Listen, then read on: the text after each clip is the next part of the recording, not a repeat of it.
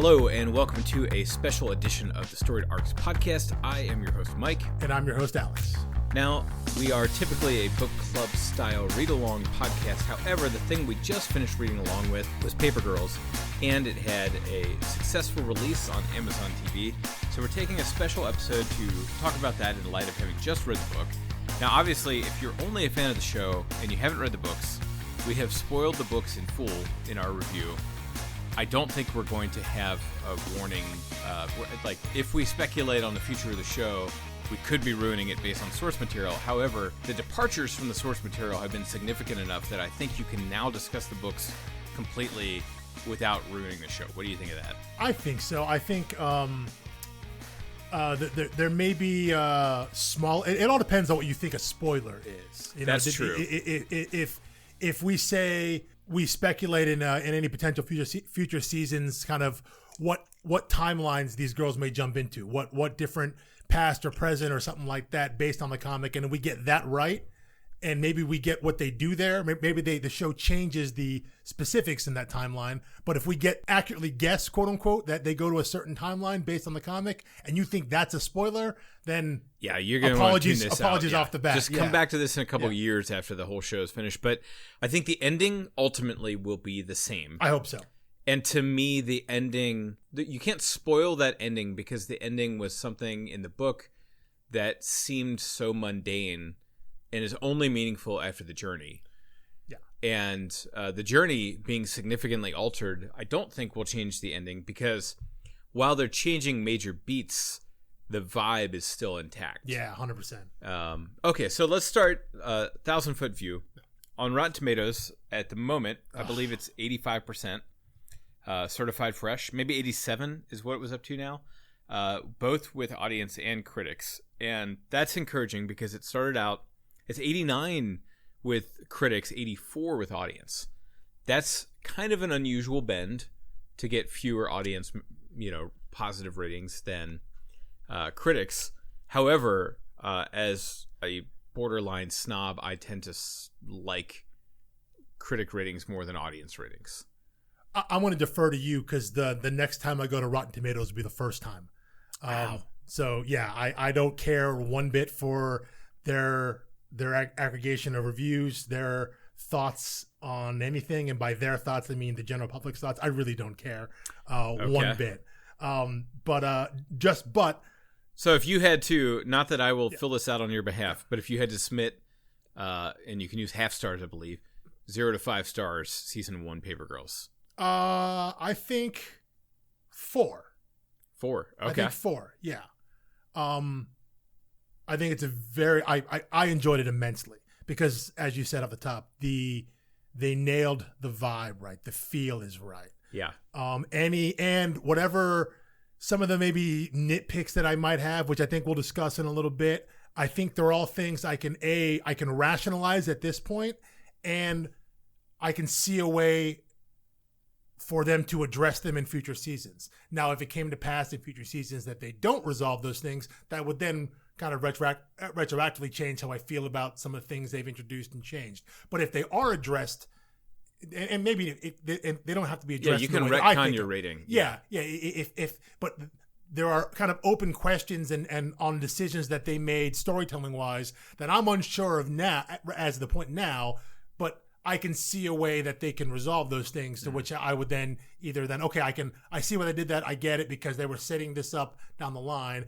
If they don't get a chance to resolve those things down the line, or they never do, then then it can change something. I'd say for now, I'd say 4. Okay. Yeah. And I think I'm going to do 4. And I have basically 2 specific reasons that each lost half a star. Okay. And the first being, the Rock'em Sock'em robot fight, I thought just looked awful.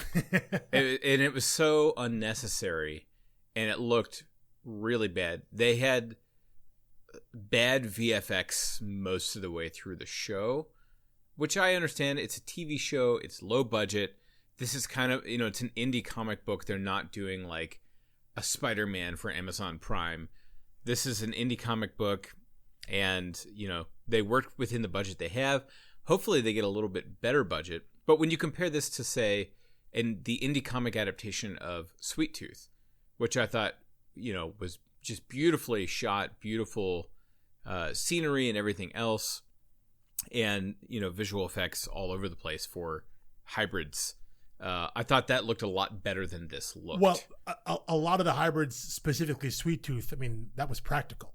He was wearing ears and an antler. And there's nothing that would have stopped them from doing more practical things here, aside from maybe time and money. But anyway. Hold up. No, well, I mean, I would say yes, except the two main, the biggest VFX things they did that I think were iffy were the robots and then the dinosaurs at the end, which they only put in the final episode. Like, yes. Well, I mean, I think you're not going to do that practically. You're not going to have giant pterodactyls flying around. I would like that, but yeah. I mean, they could have had a huge, practical head and CGI'd the body on. When it goes to chomp a person.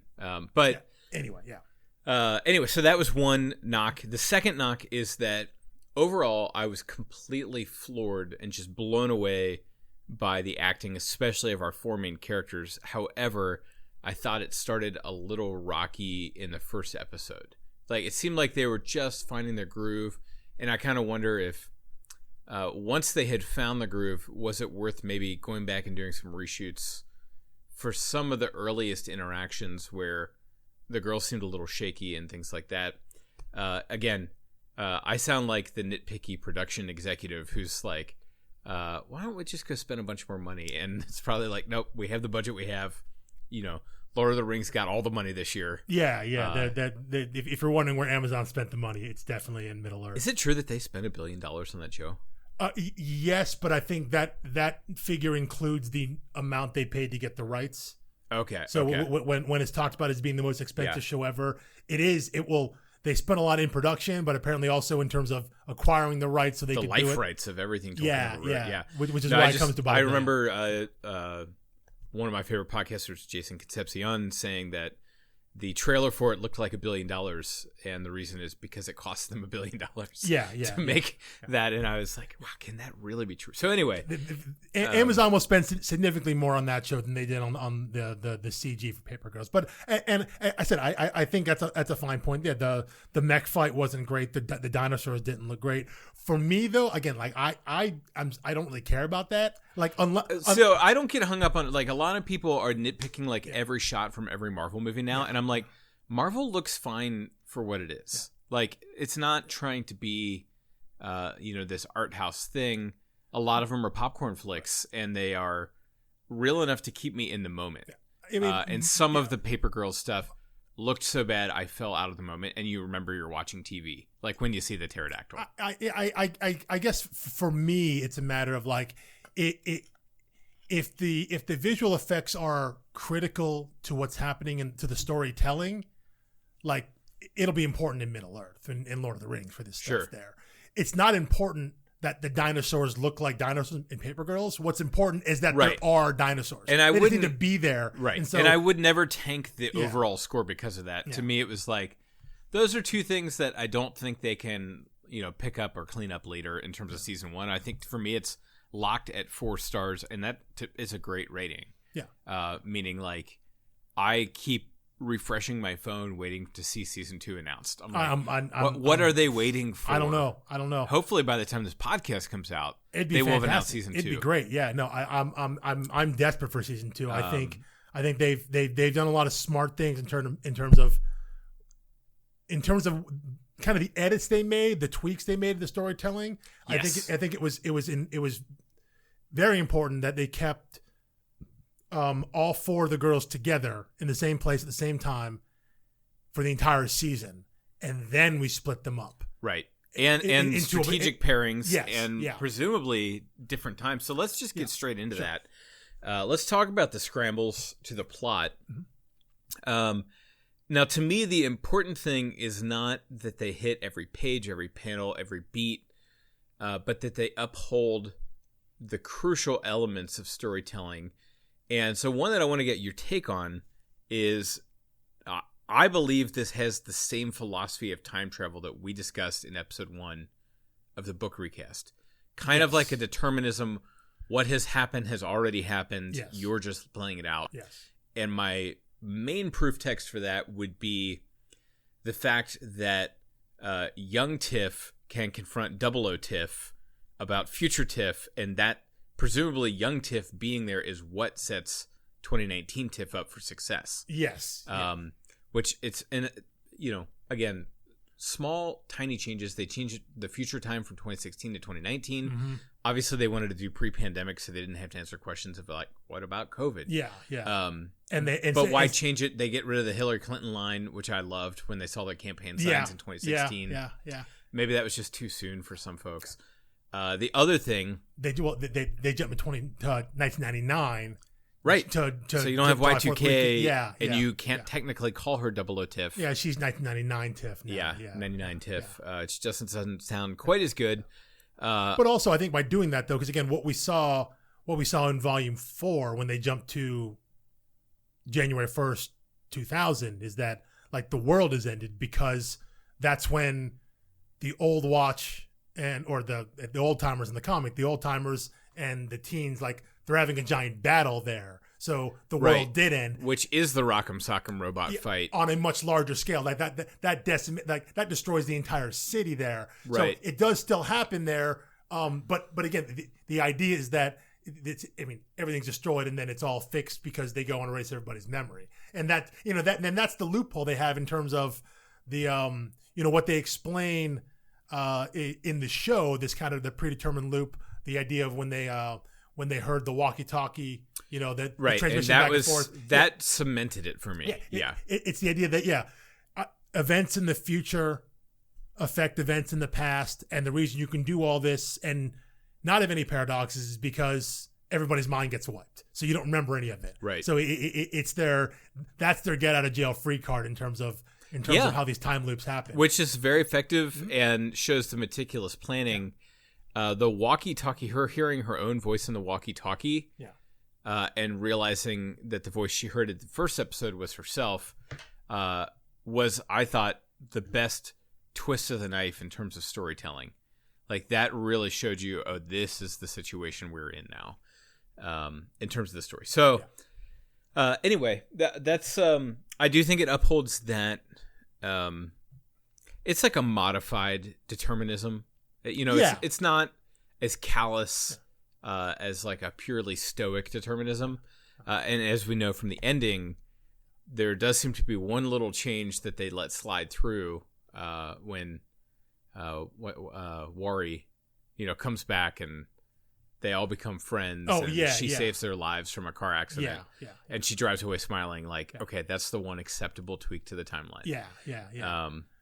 But it's even in the show, though, again, it's a little unclear because as we jump to the very end there, the whole thing about, I think we'll discuss Prioress a little more in detail, but when she makes her turn at the end and is trying to set the girls free, the assumption is her plan is she's going to send a young version of Tiff. Everything. She's going to send a young version of Tiff into Tiffany's future, which is their past, so that she stops herself from founding the Institute and thus, creating the circumstances, the environment to then create time travel. So even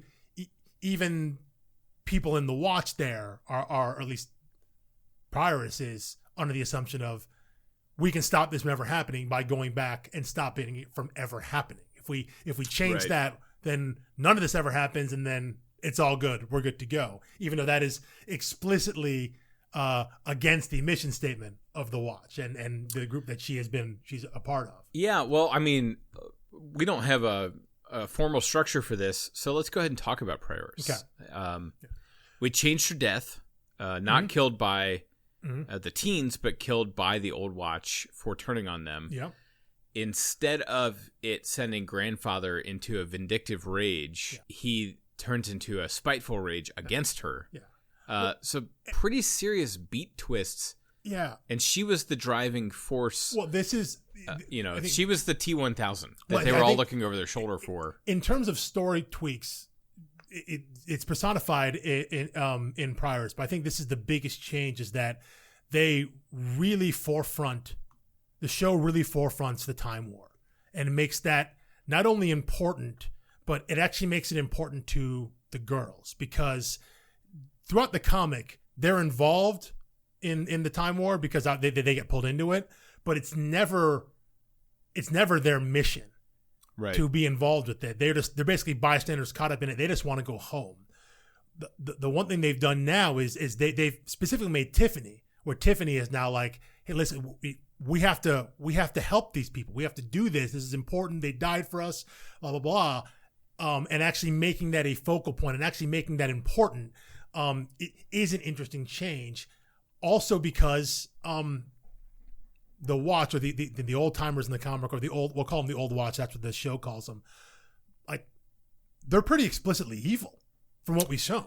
Like because that was also my impression through the first 3 or 4 trades. Well, but one thing that you mentioned a lot, as we discussed the comic itself, was the idea of shifting perspective, that we simply assume that our young teenagers are the heroes, that Jude, Heck, and Naldo, they're the good guys because we meet them first and they save our paper girls. First impression bias. Yeah. And Google it, people. And so then the old timers are the bad guys. But then as you go along, you think, okay, maybe they're not so much, maybe they're not, you're less clear on who's on the right side or the wrong side. It's less about who's the good guys, who's the bad guys, and more about, okay, well, like, they kind of have a point.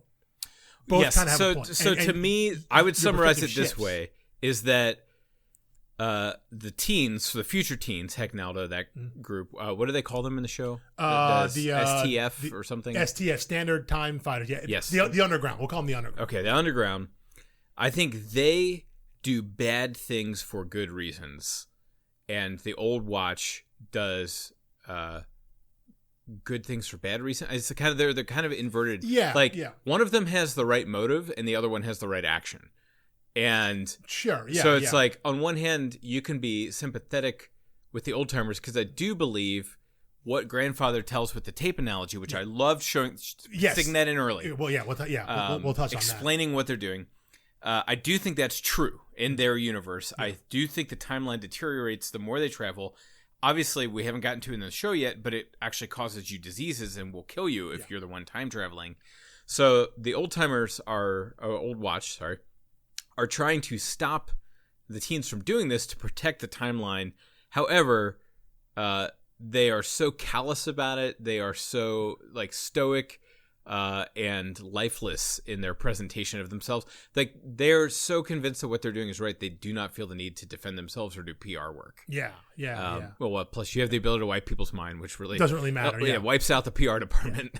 Yeah. It saves having to do image rehab there. But I still think it is interesting, though, that up until Prioress turns, when after they've taken the 4 paper girls up to the cathedral, and because it's hearing that one of the girls is Tiffany Quilkin. She gets that name, and that triggers something. Okay, but up until that point, they are ostensibly they're the Black Cats. They're obviously evil.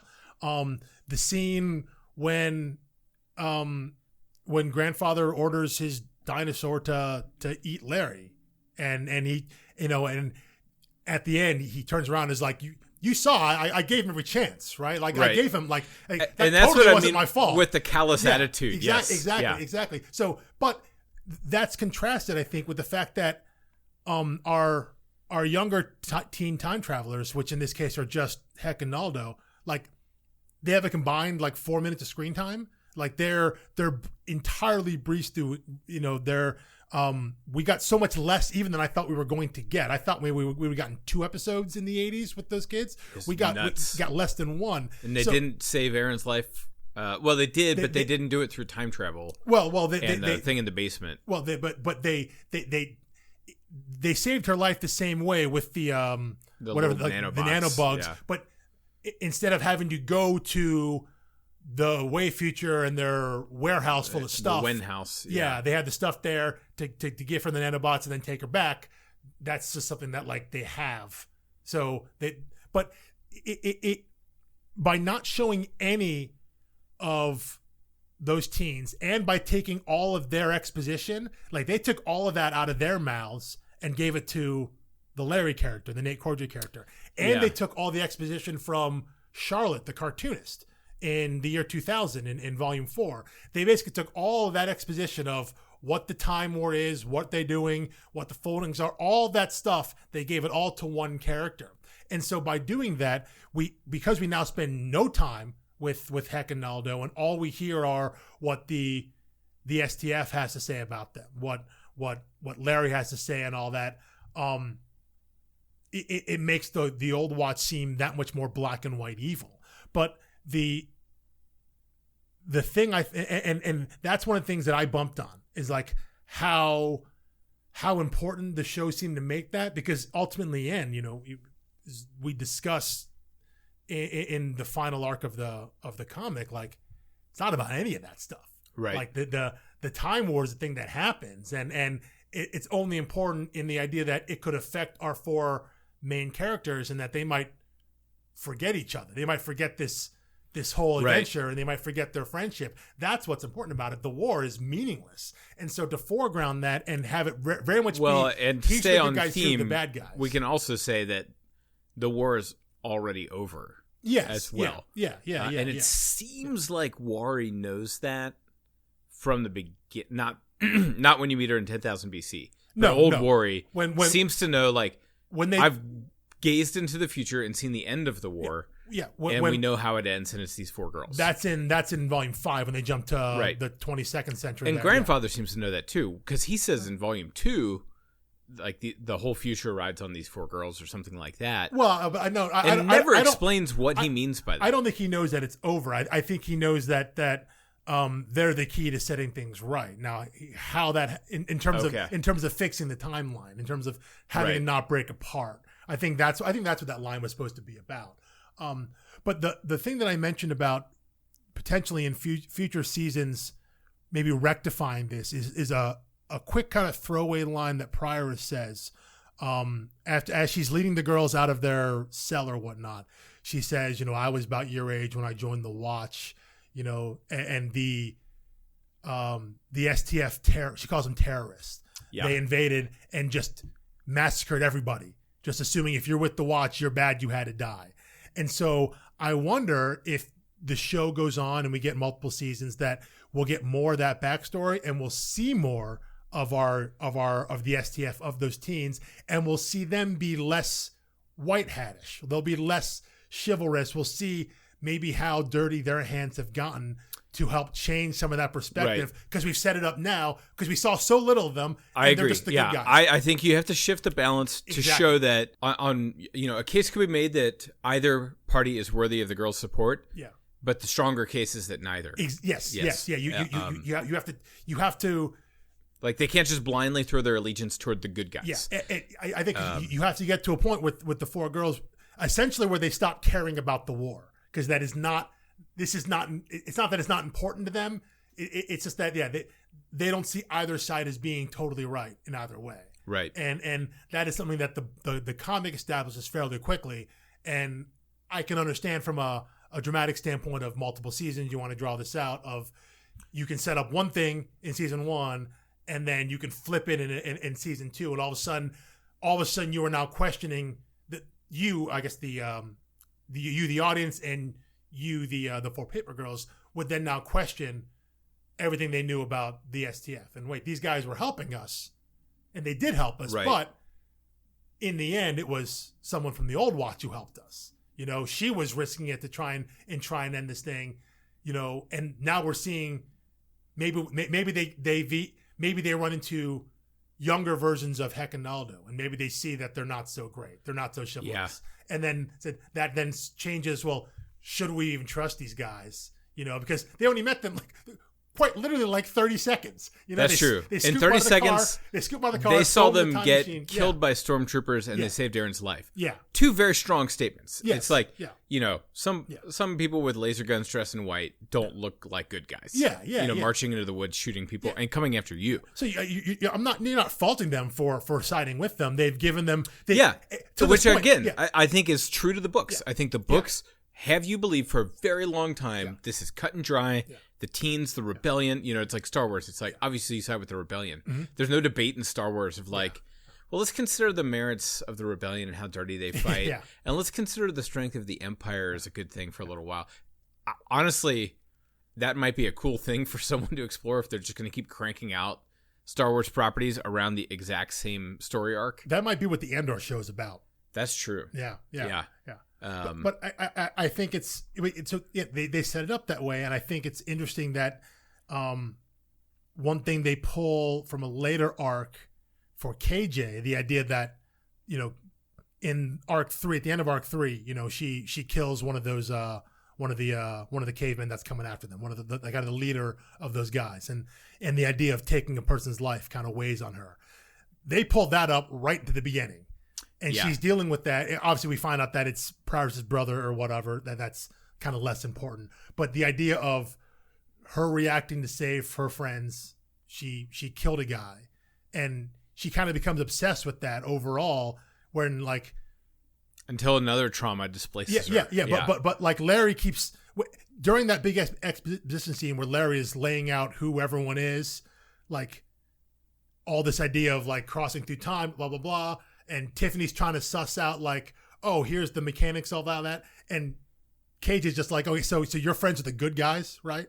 And other guys, like, they're the bad guys. Like she needs that black and white definition to help her cope with the fact that she killed one of them. You know, she needs that reinforcement. Someone be like, yes, they were bad and these guys were good. She needs that to placate her own kind of her own self. And but to me, that's also a little bit of 80s nostalgia. I don't remember a lot of complex, nuanced villain treatments in 80s movies. Well, yeah, because there were always Russians or Nazis. Right. It was always good guys versus bad guys. It was like very World War II era.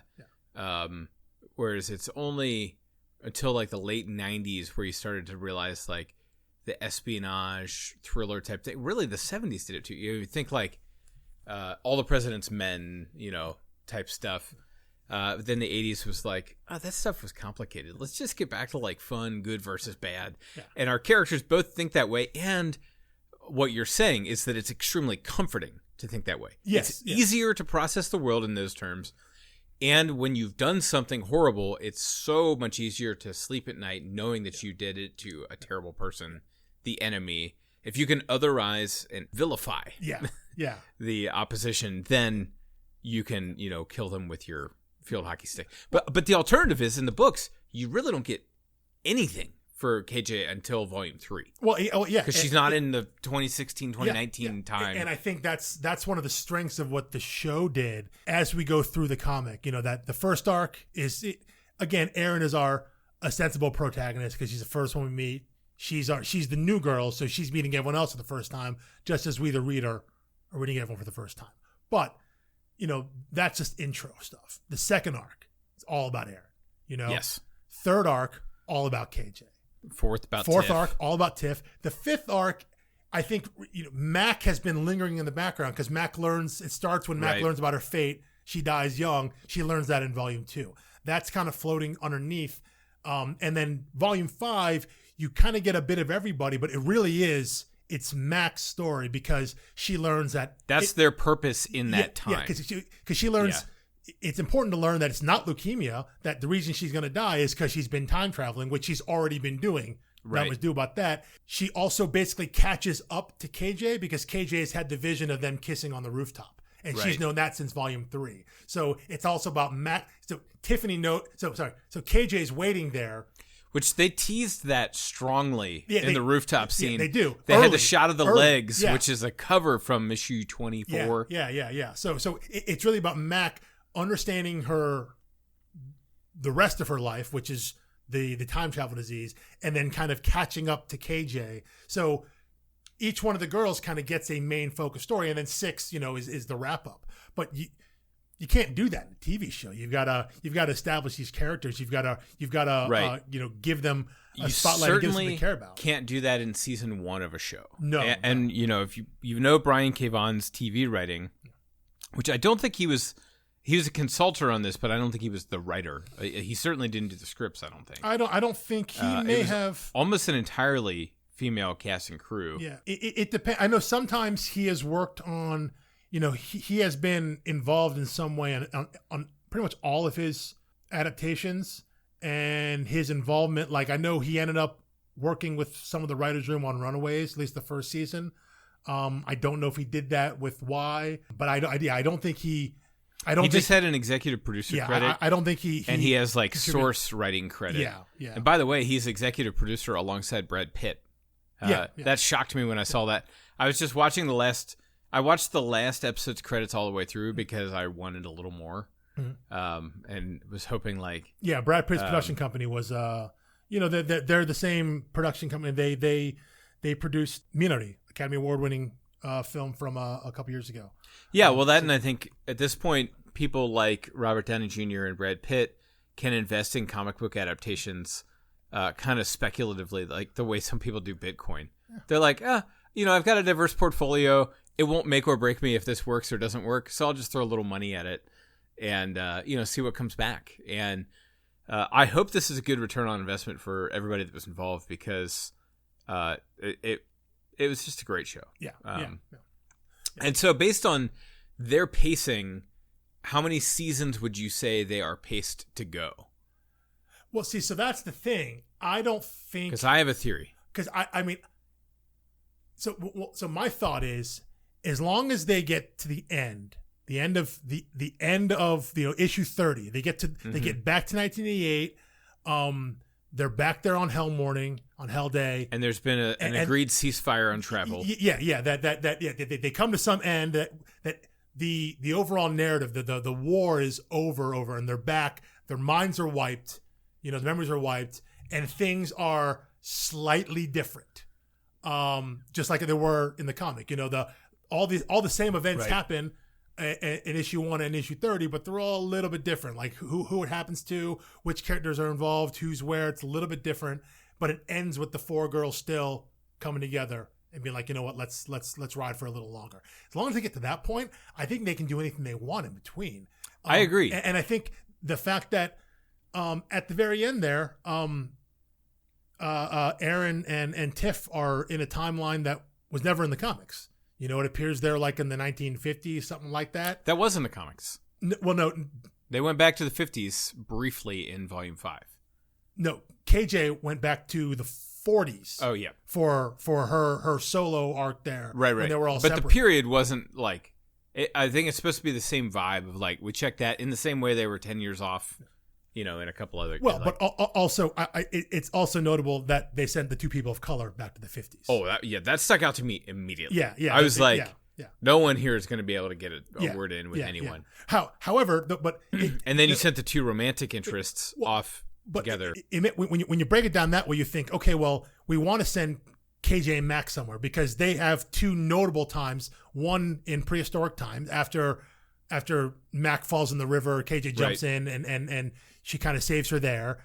And then again in Volume 5, which they're in the future, was it 2171? I think they are. So there are 2 times there, prehistoric time and future time, where the 2 of them are together. That you can, which I think pretty safe to say, if they come back for season 2, they're going to be in one of those times. I think Prioris wanted to send them to the time when the Quilkin Institute was getting formed, but obviously...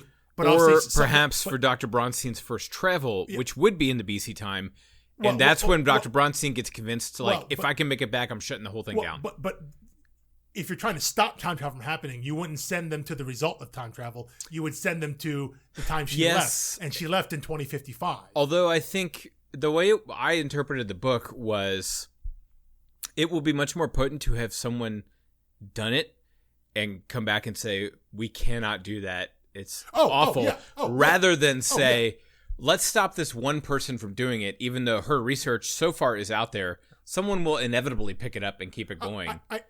I agree, but I think what Prioris' plan was to send them. But as they're trying to do that, the other members of the Old Watch came in and kind of fiddled around with the time, and so I think that sends Mac and KJ either into prehistoric times or future time after time travel has been established.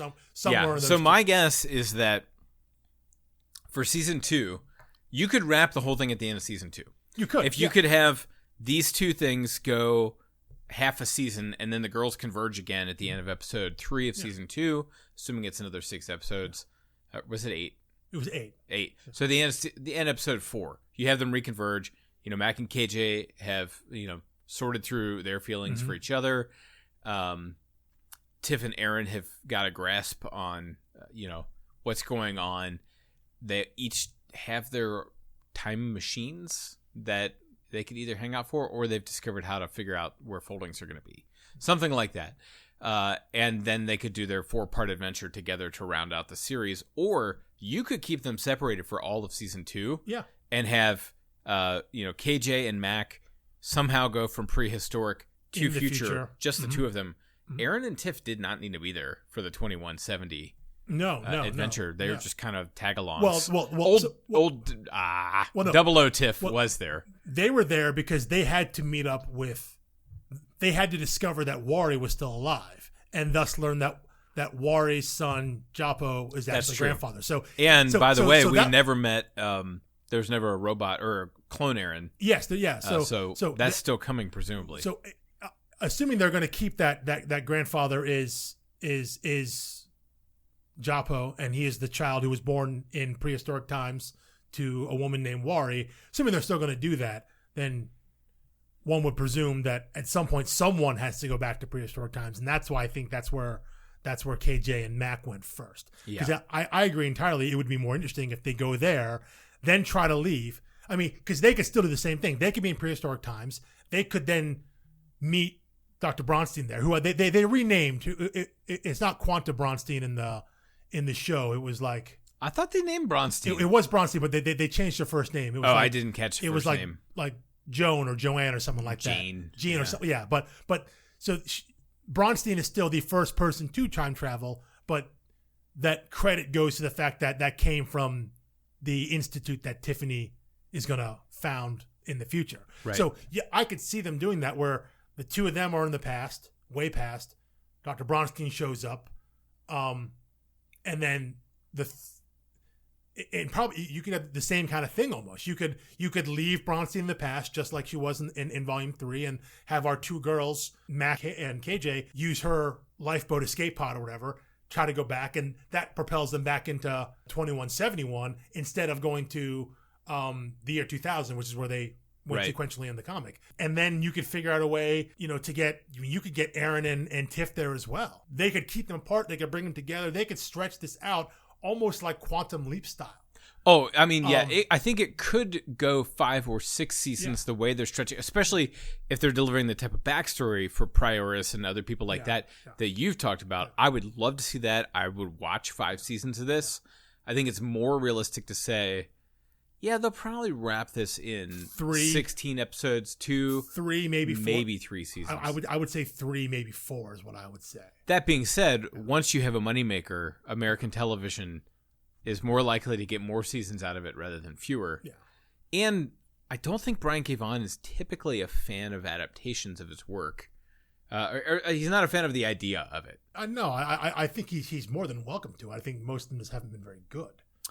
That's the problem. Yeah, I mean, I know he's very rigid about not wanting Saga to be adapted, and Why the Last Man was not good. Well, but again, and it's not that he dislikes television; he writes for television. Yeah, I think he's just like, look, I'm a TV writer. I can write for TV. I chose to write a comic, and let it be a comic. He's written for TV, but he's not someone who he doesn't create TV shows though. No, he's not a showrunner. Yeah, so. No, I think it comes down to that. Yeah, like it's less about adapting his work and more about they've been bad adaptations. Why never had a chance because it had such a teleproduction. It lived and died 4 or 5 times before it actually made the screen, and by that point it was essentially DOA. A show like this. I mean, this is his show. He owns it completely. This character, him and Cliff. Yeah. So, if they get more seasons out of it, if it runs longer than the book did, so be it. I don't think it will, just because I think you have at some point you're going to have a hard time with the fact that you have child actors like that. That's going to be right. That's always a tough thing. And I think they're all 15 or 16. One of them might be 17, and they're all supposed to be 12. Yeah. You're up against the clock. They can, Stranger Things got around this. You can get around it. If you film multiple seasons, but you still film them at a kind of in relative time to each other, and so you can watch characters age, you can be believable.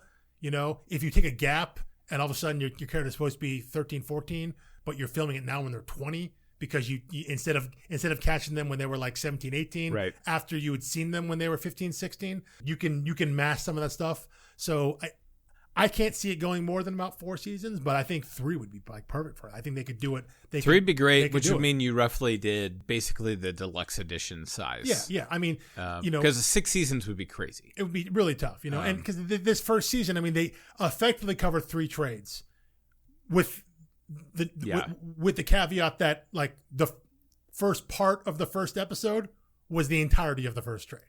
You know, they covered all the 80s in less than 1 episode. Still skipping a number of beats, although I think it's less skipping and more rearranging. Yeah, because I expect we will see clone Erin. Yeah, like there's no reason to think that's not happening just because it didn't happen when it did in the book. And I think we'll see more of Heck and Naldo because we know that those guys recruited Larry and all that. You know, so and they run into them again in the past, back in volume 5 or 6. Well, we see them. We see them. We don't they ask like, when do I go or how do I go? And oh no, that's he says like your end is your end. No, like I don't care about spoilers or something like that. Tiffany in volume 6 ends up back talking to Jude before they'd been there at 1988. It's just she just talked to Jude. Oh, just Jude, because Jude's the one who dies. He's the one who gets killed. Okay. Yeah. So that. Although in the show they both got killed. No, I'm sorry. Right. That was KJ who did that. But just listen to our other podcasts. Yeah, they were all accurate. Yeah, definitely. No mistakes. No mistakes.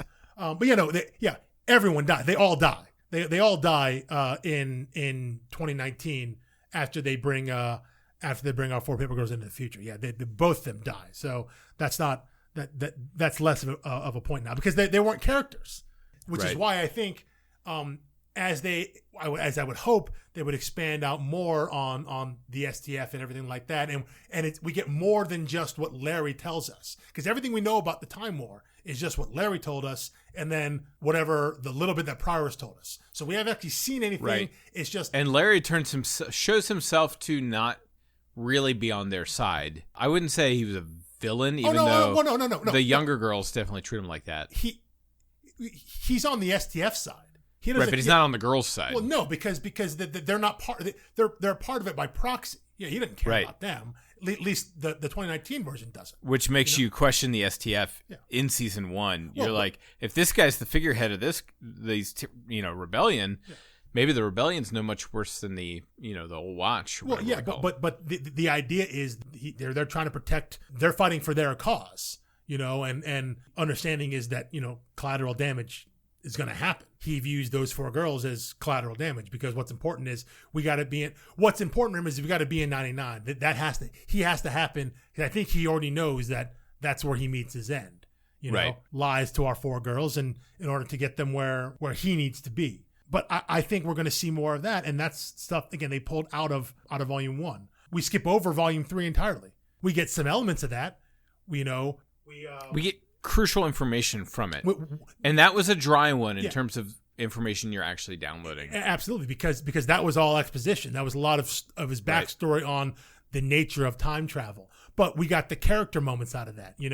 Of course, in the book in volume 3, all the big things really all happen to KJ. She's the one who gets a period first. She's the one that has the visions of the future, and the most pertinent one is the one of her and Mac kissing on that rooftop. Right. We pull those elements out, and now it's Erin who gets a period first, and that's not like really critical as to which person it is, but it does lead to a very funny scene in the alleyway when they're talking about periods and tampons and pads and all that. That's just a great character moment. It didn't have to be KJ. It was just that I think it was a matter of putting all those things on KJ at the same time. Because we hadn't seen her, she was absent in the second volume. Right. So I think it was more about putting all that on one character. But you still pull that moment out as kind of a reminder of the girls and where they are in life, and we still get KJ confronting and grappling with her own sexuality. But I think the major difference is in the comic, she sees herself, and by herself I mean like what she's wearing. who she is right now. Not 10 years from now. She sees herself kissing Mac, as opposed to so one can internalize as saying, "Oh, that's who I am," versus who I become. Yeah. Exactly. Versus this, where she is now wrestling with the idea of, well, if that's who I become, does that mean it's who I am now?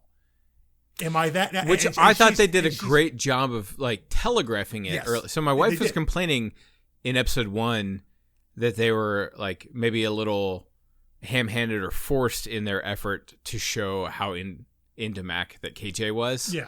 With, the flirting glances and things like that. I'm like, to me, anytime you don't have to do that with dialogue and you can rely on an actor, that's a win. Yeah. And I thought it was great because it shows like, she didn't become a different person because she time traveled. Yeah. That just accelerated who she already was. It helps her understanding of it. Right. Know? But at the same time, I do think it is notable, I think, that throughout the show, she never actually says the word. She doesn't say gay. She doesn't say lesbian. She never actually says it. Versus in the comic, she mutters at one point, "I think I might be a lesbian," while something else is happening, and Mac's like, "What?" Yeah. Well, and also one thing we talk about in that scene is in volume 3, she gets the three cavemen to chase after her. Yeah. And Mac blames it on her period. She's going crazy. And as she's running away for her life, remember? So as KJ is running away from her, running for her life from these 3 savages who are going to kill her, her only thought is, "Why would I kiss Mac?" Like, she's about to die, and that's what that's the only thing she's thinking about. And then she comes to this giant chasm, and she has the special like rocket boots, and she makes a giant leap, a metaphorical and physical leap. Yes, and she lands. And when she lands, she has this knowing look on her face of like, "Oh, that's why." And it's like, and look, I'm going to say everyone's journey is different, but she comes to like full acceptance and understanding of who she is in the matter of like 45 minutes. It's very instant. Yes. However, instant, and she comes to it. And I think part of that is because she sees a version of herself. Right. Versus, again, which is the second trait in a row where someone learns their future and immediately lives into it. Because Mac in the second one was like, screw this. I know when I die and it's not today. And just like goes all out and assault mode. And you could argue that's not the most believable or plausible aspect of how a human being would act. I think not a human being generically, but I think these characters are so well crafted that you're like, oh yeah, these are the people who just met, and as soon as a bully comes, they're like ready to punch each other out. Like these girls are leap then look. But I think what they've done is they've taken that same ethos in the show, but they've allowed that to expand and grow some more. Where not everyone is super accepting right away. Not everyone is just like, they're allowed to sit and grapple with things a little more. And I think it starts with Erin. And I think that awkward space sits better on TV than it does on a comic panel. It absolutely does, because you're actually with the characters. They're actually emoting. There are other things going on versus what you simply can read off a static image. I think it starts with Erin in that, in both cases, in the show and in the comic, younger Erin is like visibly disappointed with her older self. Yeah. Like how she's turned out. Comic Erin is much more sympathetic and understanding and accepting of like, okay, well, that's just how it happens. But in the show, they've changed adult Erin's circumstance. Their mother has passed away. Their father's already dead in 1988. Her mother has passed away. She's estranged from her sister. Like everything is different. And so by changing the circumstances of the adult character, younger Erin, kid Erin, now has a different reaction because we're putting her in a different situation as from the comic. And I mean, when she blows up at her, and they have kind of that full on screaming match, right? And adult Erin is trying to be like, listen, you don't understand, like things happen, and Erin just lays into herself. Like that's brutal scene, and I think it's incredibly well acted. But it gives Erin, younger Erin, so much more room to grow and be fleshed out as a character. And I think it means their goodbye in the construction trailer lands even harder, even though adult Erin basically gives younger Erin the exact same advice as in the comic. When they're in the helicopter and they're about to jump, adult Erin says, stay friends with these girls, stop being afraid of people, and in the show here, when they're in that construction trailer and before she runs out to jump back into her mech, she's saying, take care of them. That's what we do. We're good at it. Let people in. They might surprise you. It's the same thing of like, be open to other people. And I think it lands better because we spent more time, like actual physical time, like multiple days together. Because in the comic, they're there for a couple hours. The entirety of the comic in terms of like linear timeline is probably like 50 hours total.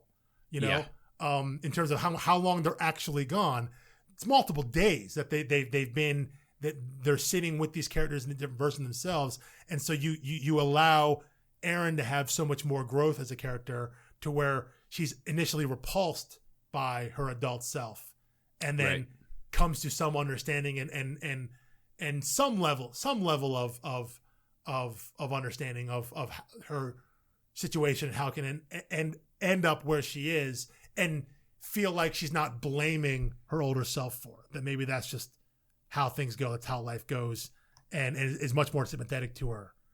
Yeah, and you just don't have that kind of room in the comic because you're only in that time frame for 6 issues. Yeah. Since we're talking about Erin, let's do our quick overview of each one of the main 4 girls, their actor and their character in the TV series. And I think we start with Riley, who plays Erin. Yeah. What did you think of her performance? I thought, I think all 4 of them are great. And I think the fact that all of them are allowed to have a wider range of emotion and character beats than shown in the comic, but still consistent with who the character is shown in the comic, just allowed to be expanded, I think is fantastic. And I think, to me, the way she has that wallflower vibe where she can fade into the background of the screen. Yeah. You're still locked on her, and she kind of whispers and mumbles out her lines sometimes. Yeah. Is completely how I read it in the book. Not that my reading makes it so. The different people may read it differently, but I just felt like, yes, that's exactly what I heard when I saw those lines. And I think it's great too. Yeah, I think it's especially early on because again, she's the new girl. And she doesn't want to be treated that way, but she still feels that way, regardless of what she says. She knows she is the new girl. And so watching her throughout the show slowly kind of assert herself. Yes, but anytime there's major conflict, she'll retreat back to her default. Yeah. Up until Larry. Up until they're in 1999, and basically the group is fractured. Everyone's doing their own thing, and Larry shows up. And, she then goes off at a younger version of Larry 20 years earlier. And at that point, when they're all separated, they're all kind of, they've all not given up. They kind of have given up because they believe it's going to be, what, like 7 years? And Erin is the one, who's completely dejected. Yeah. Tiff is still rewatching her valedictorian speech for who knows how many times.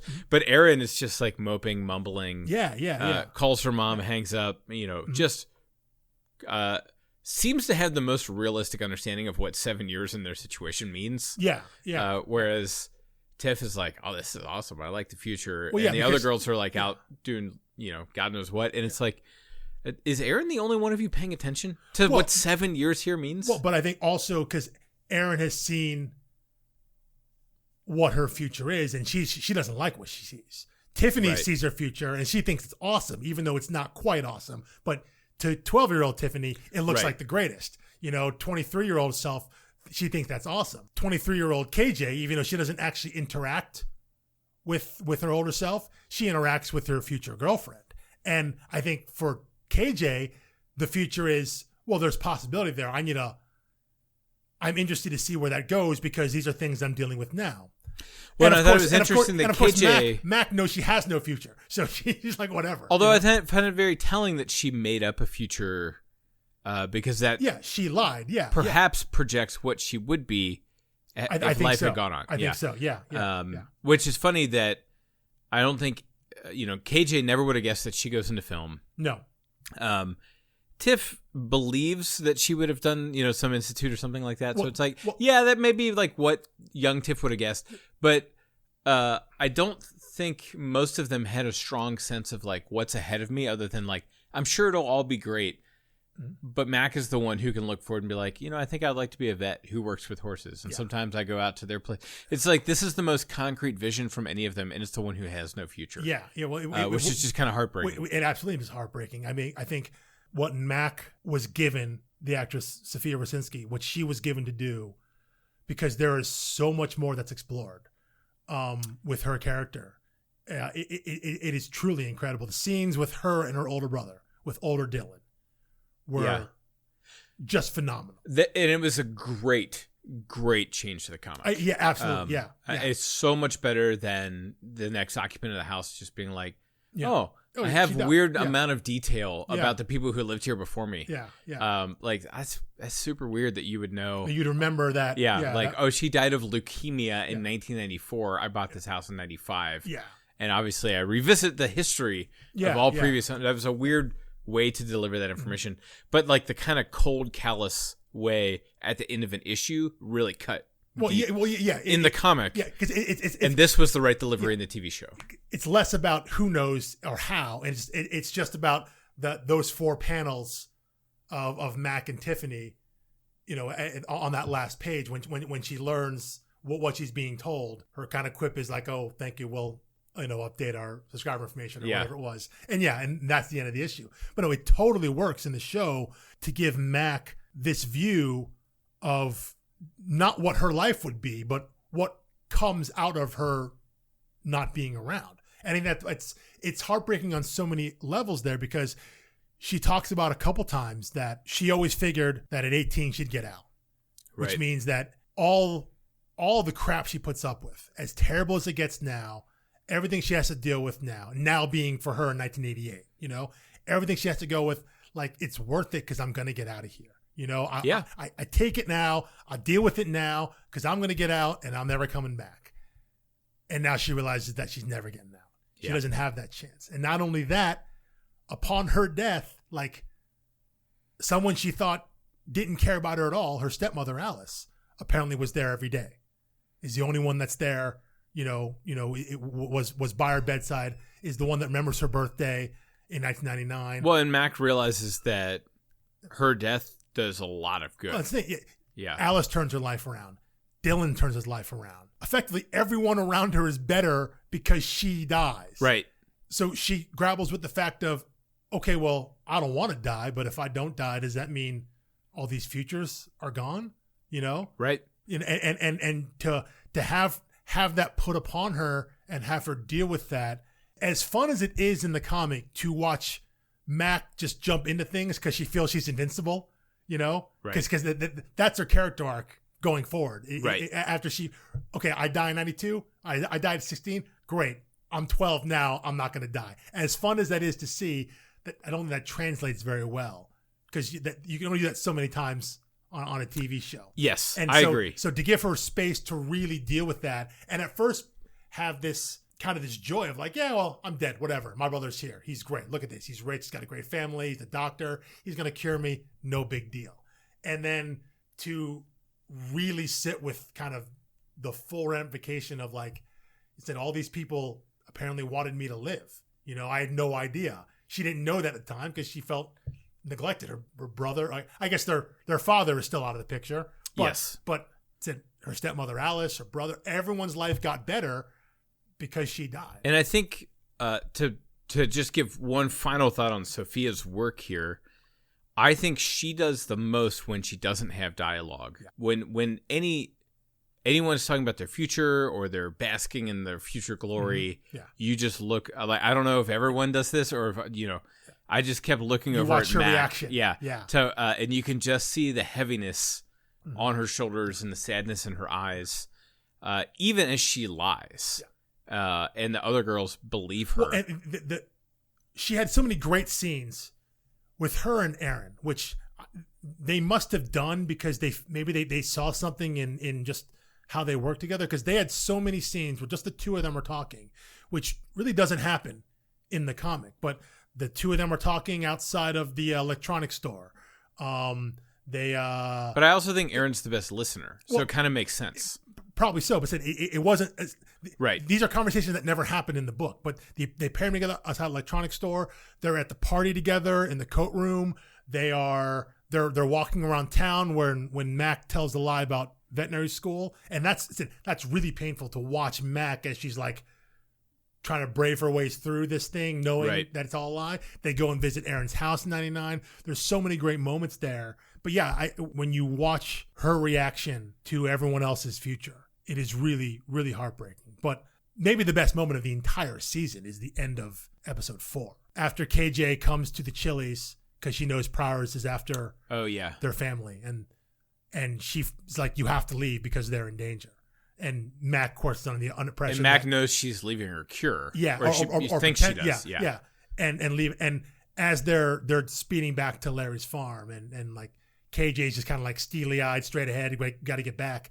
And you just watch Mac as she slowly breaks down. Yeah. And just it's kind of washing over her the full weight of everything that might have been her chance. Yes. And that she's got to go back to a fate that she doesn't want to have because she's a kid. She doesn't want to die. And you just see it as she comes just overcome with emotion. And again, it's completely silent. Camera doesn't cut. It's just right there. The two of them on the bike. It was a long take. Yeah. A long take. So she's just completely breaking down. And it's absolutely heartbreaking. And it's so good. I said it's extremely effective. I think the best single moment of the season. But here's the thing for me. Each of these girls had a moment where I thought, oh, that's the best actor in the show. Probably, yeah. And they just kept passing the ball around to each other. Yeah. I would love to hear an interview where each of them has to highlight their favorite performance from the others. That'd be good. Yeah. Just because I feel like their performances are so nuanced and subtle that when I look at the IMDb credits, I'm like, I cannot believe the lack of resume for some of these. Yeah. In fact, if you look at adult Tiff, who Sakai Abini, she was so Sakai Abini. Sorry for the mispronunciation there. Nothing else on her IMDb. Nothing. 4 episodes of Paper Girls. How is that even possible? I feel like someone has done a Mentos commercial or something.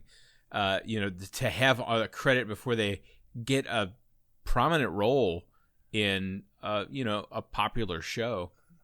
But there was no hint of inexperience anywhere in the cast. Ali Wong is somewhere. I talked about Erin. Yeah. Go adult Erin, Ali Wong, incredible performance. Just crushed it on the casting. Yeah, well, and like the little bits of humor were such a breath of fresh air in what is otherwise a heavy show.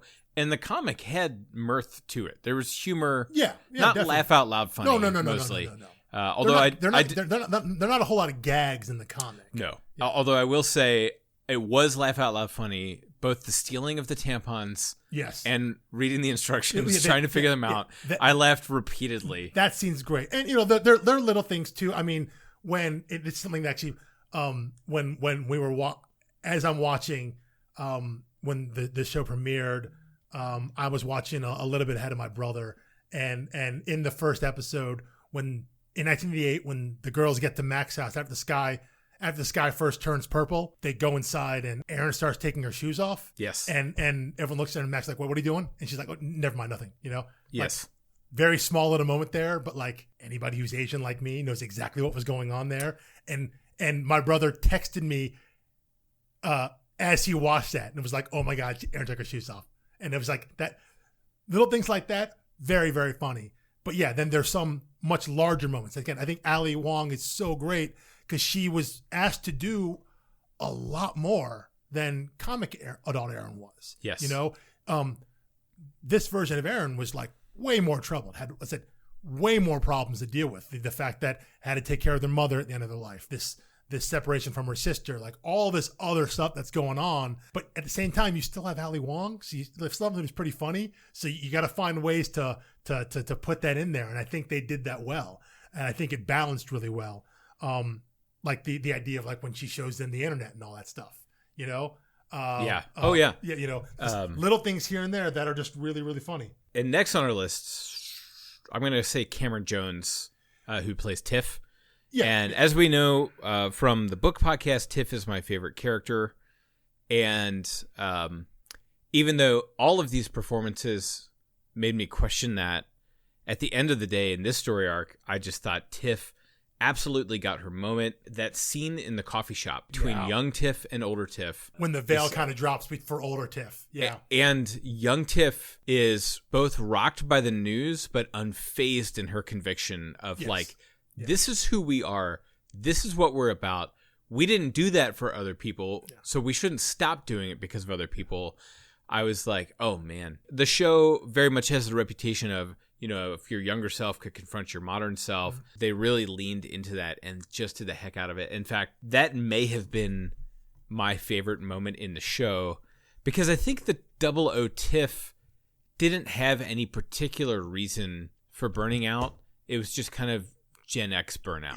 Exactly. Yeah. And I think, again, it's a way of again, we keep our 4 young paper girls the same, but we change the people around them. So yeah, older Tiff is still very much in kind of this like burned out Gen X world. But yeah, it's not about, you know, because she still went to MIT. She's still on a track that Tiffany thought she was going to be versus the comic when... And we have that little bit of extra knowledge that she does start the Institute. Yeah. So that gives young Tiff all the more fervor to be like, look, I know this is not what you want because I know where you end up. Exactly. I know we are. In the comic, Tiffany went to business school. Yes. Young Tiff was like, wait, business school? Yeah. You know, and hanging out with Jared Leto. Yeah.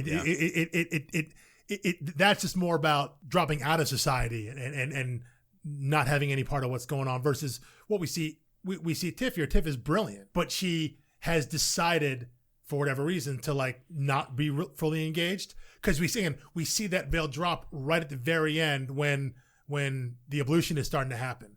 And she's yelling like, we got to go, you got to leave. Younger Tiffany's like, no, it's fine. It's all right. You don't remember any of this. And that's when older Tiffany's like, wait, and have me just go back to my boring life in Stony Stream and forget about time travel? That's the first time she admits out loud that like, I'm unhappy. Yes. Yeah. That this is, she's unhappy. Not that she's completely unhappy. I think she's content, but she's not, she knows she can do more and she's choosing kind of to not do more. Because, whatever, you know? Yeah, she's driving in the right lane. Yeah. But when she's shown the idea of time travel, that these things are possible and that she could potentially forget it, then she's like, no, wait, no. I can't actually do more. This is the greatest thing. I can't forget this. So we see that veil drop. But yeah, at the same time, she goes through all of her scenes of just like, that's what we're doing, you know? Right. It's the late 90s. I will say my favorite moment, maybe after they meet with older Tiffany there in 99 at the club, at the rave, and they go back to the apartment. It's early morning, and 99 Tiff like goes to the fridge and pulls out a Surge. I call that out, and I think my wife, who's 8 years younger than me, didn't quite know what that was. Plus, she came from like a healthy family that would have never stocked Surge. In fact, I don't think my family bought Surge. I think it was like, if I'm at a restaurant with my friends, I get Surge, or if we're at a sleepover playing video games. I'm pretty sure I didn't buy it either, but in, you know, I guess in July 99, I was in college, and I started college in the fall of 99. But yeah, at some point in that time frame, I'm sure I woke up or was up in the morning all night and went to the fridge and like, you know what breakfast is? Breakfast is a can of Surge. Yeah. I mean, not that when she switches to Pop-Tarts that it's really any better. Yeah. But it's like, I remember tasting like if you mixed Mountain Dew with a car battery and, I don't know, like some over-the-counter drug and swirled it all around in a blender. Like, it didn't taste good. It was rough. and you rough. went like immediately to twitchy. Like there was no like healthy caffeine boost. It was completely over the top immediately. One of the things I really find interesting about the show is that obviously going into it, there was so much talk about Stranger Things. People are like, oh, they silenced that. Well, and what I think is interesting is that there is far more nostalgia baiting for a certain audience. There's far more nostalgia baiting in the 1999 scenes than there were in any of the scenes in the 80s, because like everything about 99 Tiff, I mean, they're at the rave, like this crazy loft apartment with like a traffic light in it. Like, what are you doing with that? Like, it looks like a set from Friends, right? The giant like OG Nalgene bottle, like not like the clear plastic, like she's carrying that around. Again, she just grabs a can of Surge in the morning. I mean, like the boyfriend character, Russ, I think, right? I think was his name Russ. I don't know. I they made some changes to him. Yeah, it is Russ. Yeah, Russ. Yeah. Okay. But the fact that like he works at a vinyl shop that's called Ear Food, FU umlaut D. I mean, it's just like everything about, like, there was so much more kind of cringe nostalgia, late 90s nostalgia, if you're of a certain age, packed into those couple episodes than there was about the 80s stuff in relative to Stranger Things, which I got a kick out of because, again, I was, I'm closer to that generation, a few years younger than our main characters would be in 1999, but it was still very, very, very funny to see. And I think you're right in terms of what Camryn Jones did as young Tiffany. That scene when 99 Tiff in the coffee shop tells her, just drops on her that she's adopted, which I didn't realize that they hadn't addressed in the show. It didn't hit me because they addressed that very early in the comic, like younger, as a young child, younger than the 12-year-old version. Yeah. I think we see it in that flashback, when she's playing video games. When she's playing video games. So that's down in the sewers in Volume 1 when that Editrex thing touches Tiffany. And I think in that flashback there, she asks her parents about her birth parents. So she knows she's adopted from a young age. So that isn't like some bombshell. So the fact that they change that and make it this bombshell that older Tiffany gets when she's 19, right, that basically derails her life, although, I think there's also the question of, did it derail her life or did she use that as an excuse? Well, and she realized that's what she was doing. I think it's both. Absolutely. I think there is definite betrayal from her mother. I think that's real pain. I think that's absolute real pain. But then the assumption, the implication is then she acts out in some way to the point where she gets expelled from MIT, not just leaves. Right. So there's some other inciting incident, whatever. But no, definitely it's not one-to-one. It's not like this truth bomb comes out and that's why. It's definitely used as an excuse. It's a cover there, but to drop that in the way she did so very bluntly. Yes. On her younger self, and watching younger Tiffany deal with that, absorb that information, and kind of throw it right back. That scene is without question, I think, the best scene for Tiffany. Tiffany's great, and we finally come to KJ. Yeah, who, again, just there's no other way to say it other than just 4 amazing performances. Yeah. And KJ's name here is Strazza. Is the last name? Fina Strazza. Fina Strazza. Okay, yeah, Fina Strazza.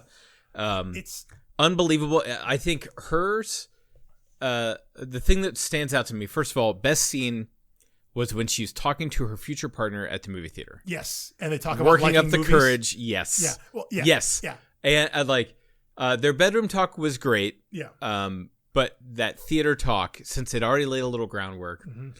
And what Fina Strazza can do is she says so much in her wind-up. Yeah. She's so comfortable with long, dangling, open spaces in the delivery. Yeah. And I guess, for you, this won't be surprising. But to me, the analogy is like Richard Schiff.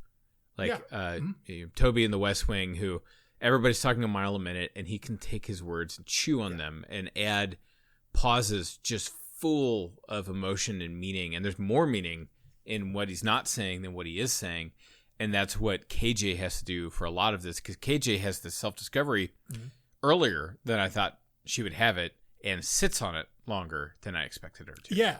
Well, and again, I think it's the change in perspective from the comic, the fact that she sees it is something she's already dealing with, because, you know, when she is in 2019 and she goes to Mac's brother's house looking for Mac, and, you know, Mac, Dylan's wife asks her in, and they start talking, and she makes a passing comment about her being her girlfriend, you know, which is in a truly platonic sense.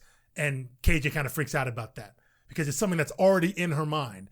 And then from her perspective, a day or so later, she is in her own house and sees an older version of herself.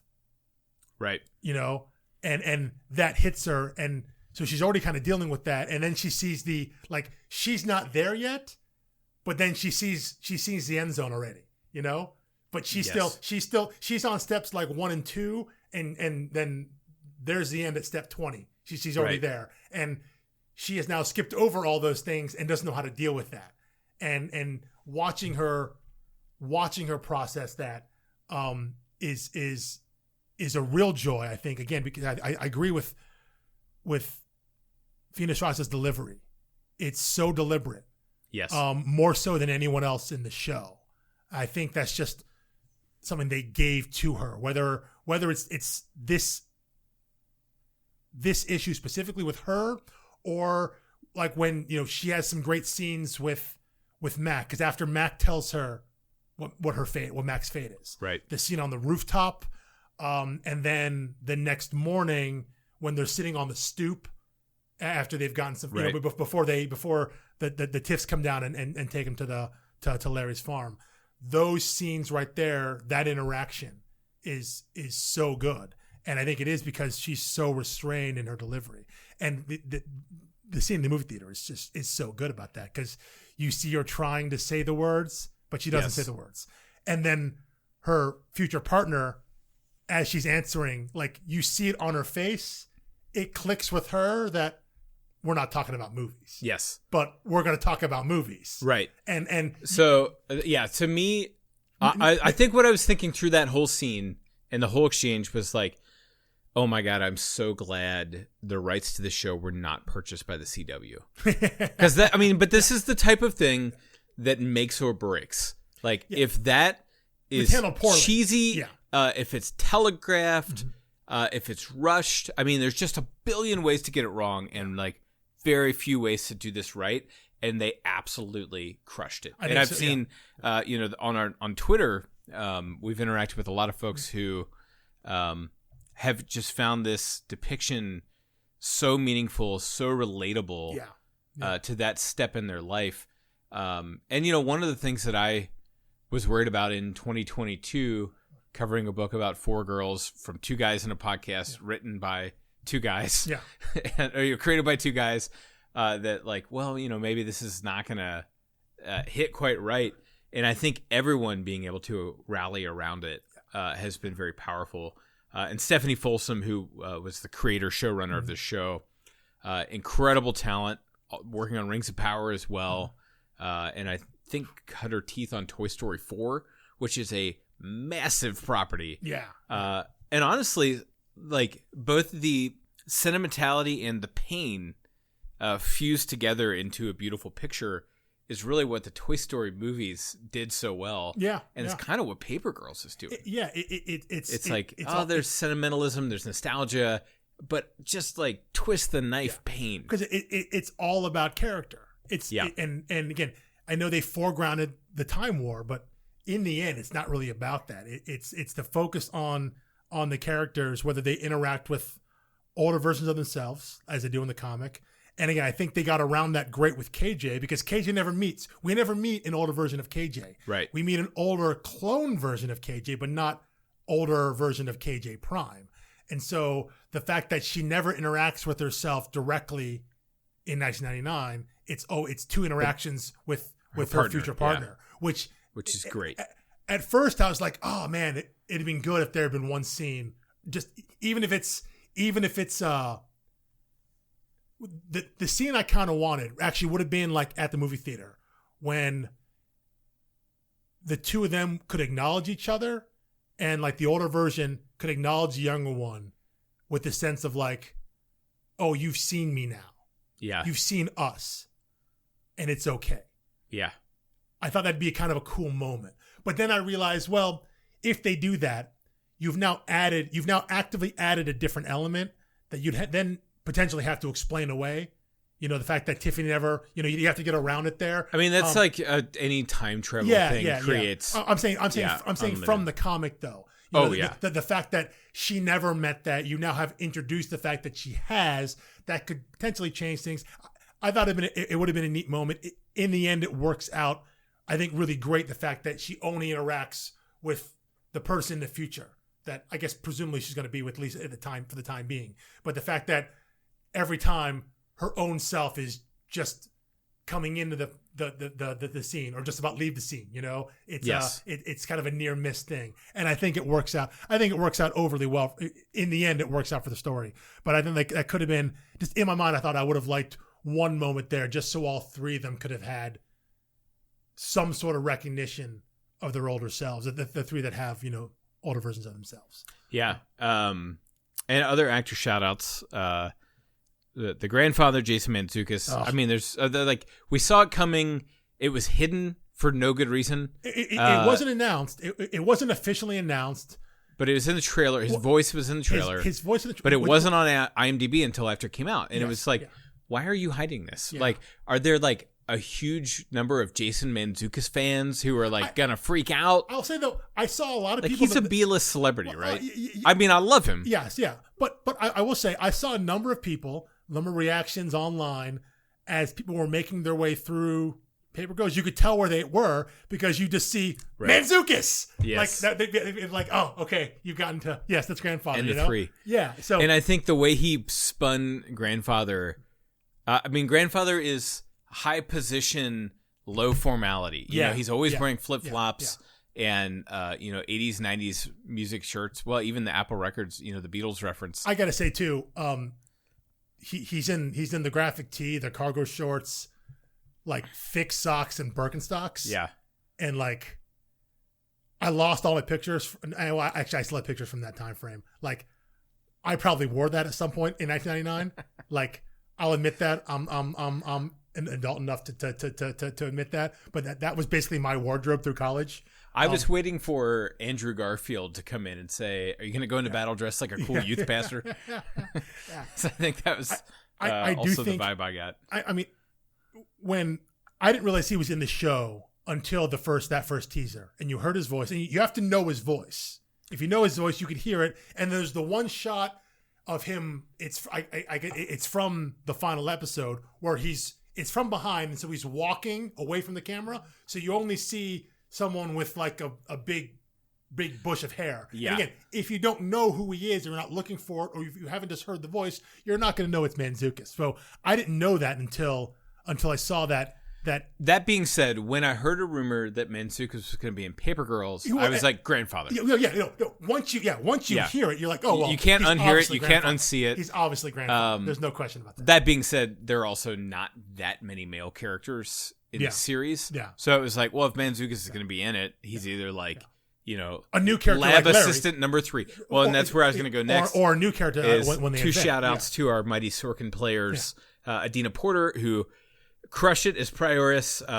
I know her from The Newsroom, the 3-season Sorkin run, and Nate Cordry, who seems so much more familiar to me, even though I went through his IMDb and I was like, I'm pretty sure I saw him in Studio 60 on the Sunset Strip, and that's it. I mean, it's a lot of stuff that he's in. I just didn't catch a lot of it, but he has such a familiar look. Real fun meta note on Nate Cordry. He is also currently starring on For All Mankind, the alternate history space story. You pitched me, yeah. He also plays a character named Larry. who has also aged 20 years in the time frame of that show. Oh, wow. Okay. And let me tell you, the 20-year aging in For All Mankind, he comes out looking way worse in that show. Here, they gave him like a little bit of paunch, a little different haircut, a little bit of scraggly facial hair from 1999 to 2019. Yeah, I mean, if you want someone who can look as young as possible and then you age them up with makeup, yeah, someone like might I suggest Paul Rudd? I'm just saying, if you gotta have a Larry character appear 20 years difference, Paul Rudd, he's your guy. But no, I thought Corddry did. He gets to play two different versions of that character. Kind of the little more steely, mission focused 2019 version, and the really wet behind the ears, kind of nebbish. But the 2019 version has been sitting on a farm that he hates, waiting for this for 20 years. Yeah. You get it. Yeah, I mean, yeah. Like, if you're objective about it, you're like, I get it. Well, he's serving the greater good. You understand where he is in 2019, and then you could then see in 20 years, because at some point, he gets a giant mech to babysit, which... Yeah. Be honest, if I was given that task, I'd get pretty psyched about that too. But I don't think it would have stayed in the silo that whole time if it was mine. I'd be like, well but he could probably have to take this a little test drive. But he couldn't turn on. He didn't have the device to drive it. That was the Apple device that we're calling that they gave Tiffany that eventually gave to Erin. So because that'd be tough if you're sitting on a mech and you couldn't do anything with it. That'd be rough. Yeah, that'd be really rough. I mean, I'd go get a mechanical engineering degree and be like, we're gonna figure this thing out. So, and Larry, I thought, did a great job. Certainly, none of my complaints about Larry have to do with the acting. No, again, it was like he was exposition bot. Was that necessary? Yeah, he was exhibition bot. And I miss the cartoonist. I think they can still do that. Oh, there's no question in my mind. We can still have the cartoonist. Part of me thinks they could do that with Erin and Tiffany in the 1950s. Right, so you get the cartoonist in the 50s, you get Bronstein in the ancient past. I think and those are happening simultaneously at two girls in each spot. I think that's a great way to go. But I wonder if they do the cartoonist differently, because the cartoonist was about tracking the foldings and putting that information into their comic strip. First Charlotte's father did it, and she did it, and the Notebook replaced that. Yeah. So Now I wonder if they, instead of maybe Erin and Tiffany go to Larry's grandfather's farm, which is the same farm, presumably. What if this is something that's passed down in their family, that he gets drafted into the STF all the way through? Yeah. Because Larry says that it was his grandfather who made him sit down and track every storm, every bit of thing in a journal, and that rigorous training helped him when he started tracking the foldings and things like that. So I wonder if they instead of using the cartoonist and bypassing the cartoon strip, the comic strip altogether, maybe then they just go back to the farm and end up finding Larry's family, something like that. Yeah. But either way, I'm pretty sure Larry's done. Like, I don't expect season 2 Nate Corddry. Unless Larry's playing his own grandfather. Unless you just cast him to do that too, which is true. Which is possible. It's possible. Yeah. That seems like you're getting... it's Back to the Future. I was going to say not even Doctor Who, but Inspector Spacetime from Community. Yes. That's the territory we're getting into. But anyway, those were all of my thoughts.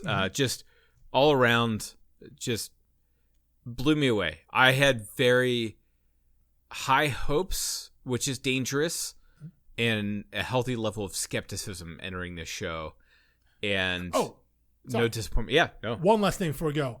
On Mantzoukas, I think we mentioned it maybe early on.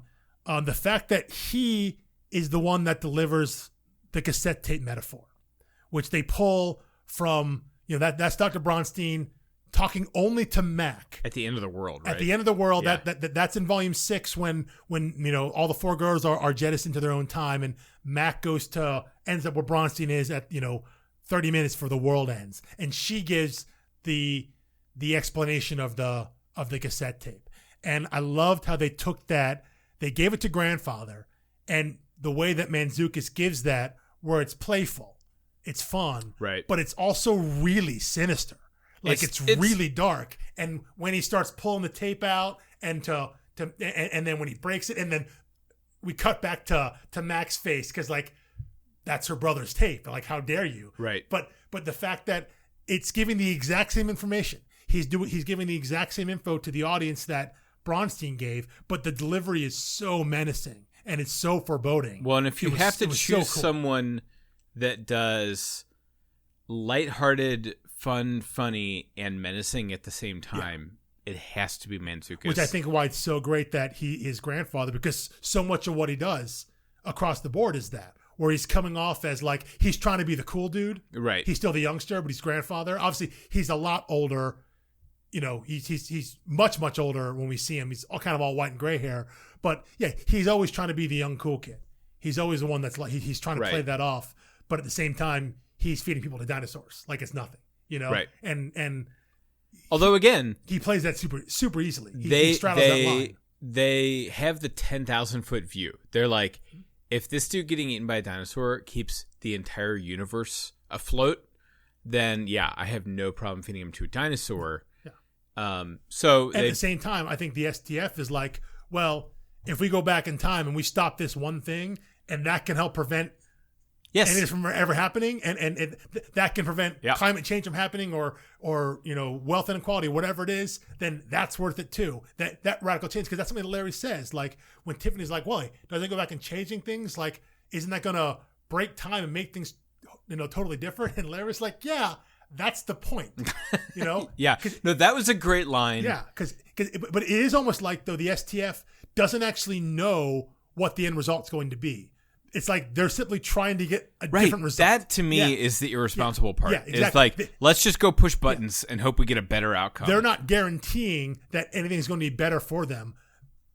Only thing if they're successful, the only thing they're guaranteed is that their future will be different. Yes, is that we won't make the same exact mistake twice. We might make different mistakes. Yeah, right. We might make worse mistakes. Yeah, we might make things worse by doing this.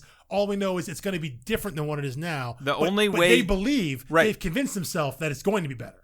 But the only way you could know it's going to be better is if you were certain, and I'm sorry for another Community reference, that you're living in the darkest timeline. Yeah. Assuming everything in the history of the world has gone as poorly as possible gives you license to go just back and push buttons. Any change will make it even a modicum better. Yeah.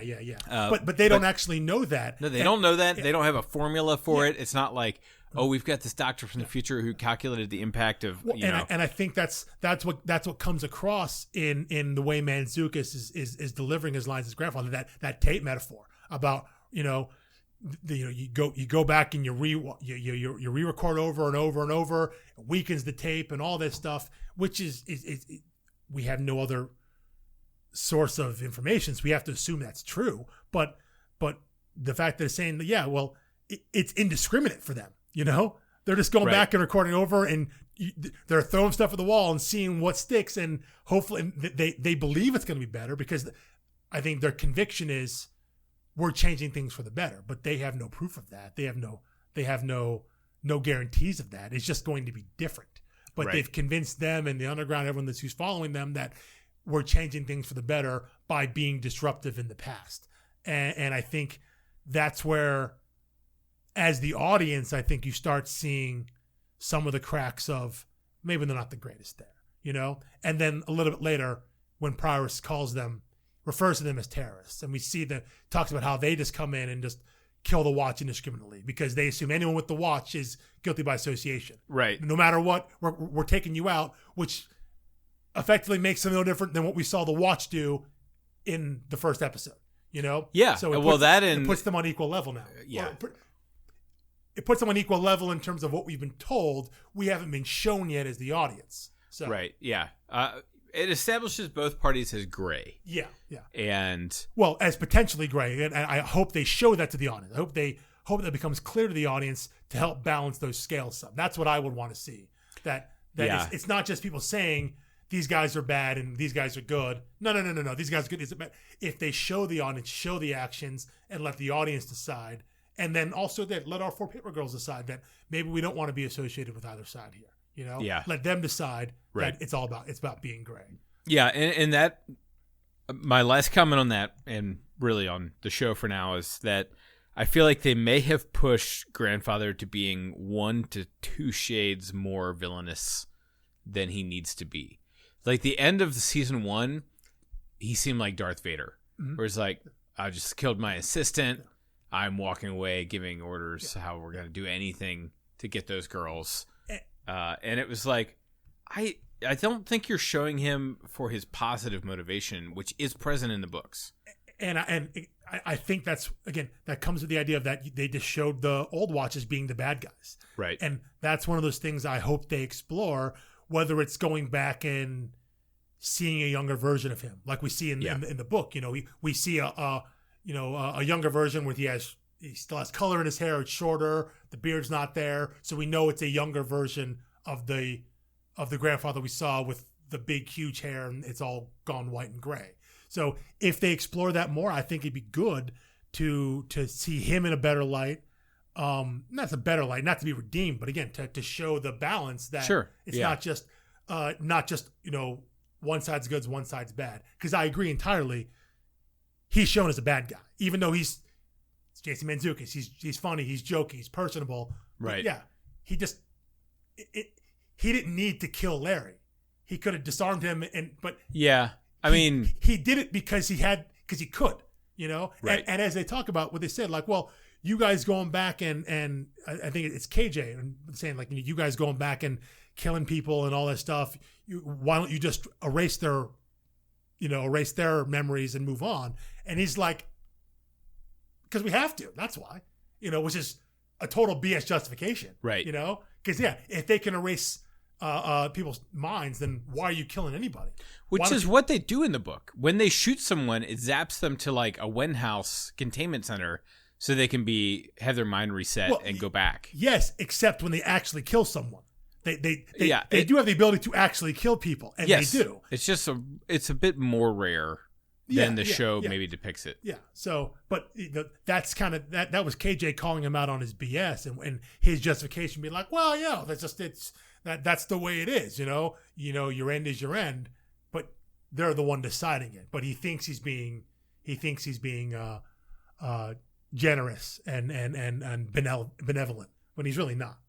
Although Mac kind of buys it, but Mac is more interested in what he has to offer than she is in him. And that's similar to when we get to the end of the comic as well. Mac has that same dilemma where she's like, you know what, send me back because I don't want to remember any of this stuff. I don't want the burden of knowing that I'm going to die soon. Right. But then her mind has changed when she realizes, no, in reality, I don't want to forget what we just went through. I don't want to forget these people, So she has that kind of change of heart when she sees kind of what's important there. I think it made sense for Mac in that moment because she dealt with so much. She doesn't want the burden of all this knowledge, but then, so she initially agrees to it, but in the end is like, you know what? No, like, screw these guys. What's important are these other 3 girls here, so I don't want to forget that. So she then changes her mind back. I think it makes sense. That was a consistent character journey for her. Yeah. In that moment to initially agree because she, as far as she's concerned, she has the worst fate. I'm going to die soon. I don't want that burden. If that's what's going to happen, so be it. If me dying leads to my brother being all this and my stepmother doing all that, that's fine. I don't want the burden of that knowledge. Right. So, but then realizing there's something bigger than that, than just her experience and her knowledge of it, which is when she turns back and then defies. Yeah, and just, hearing that and she makes the most momentous decision at the end makes me wonder why it wasn't a story about Mac. But really you go through each of the 4 girls' journeys and you're like, why isn't this a story just about KJ? Why wasn't this a story just about... And it's like the ensemble vibe of it, I think is good. And it's not... I think it truly is an ensemble show and book. It's not just, here's a bunch of protagonists and they just pass the torch and we follow one or the other each time. They're all moving forward all the time. Mm-hmm. Except for KJ in Volume 2. Well, but they're moving forward as a group. The important thing is they're also building their chemistry as friends. Even when they're separated and split up, when they come back and they pair up and they're grouped in different arrangements, whether it's in volume 2, it's the two, because KJ's in there. It's the two Erins, and then it's Tiffany and Mac. And then in volume 3, it's Erin and Tiff and Wari and Joppo, and then KJ and Mac are separated. And then in volume 4, it's there again.